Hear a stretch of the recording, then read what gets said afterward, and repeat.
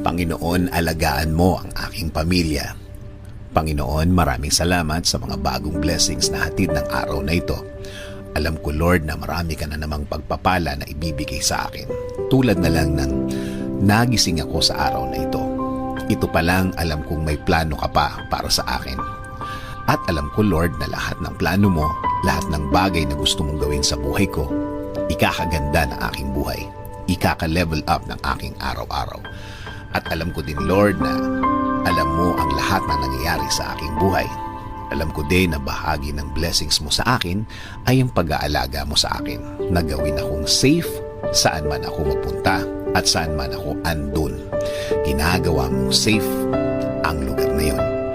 At alam ko, Lord, na since ikaw ang nanguna ng aking buhay, alam kong patuloy mo akong i-guide sa mga darating na araw at panahon.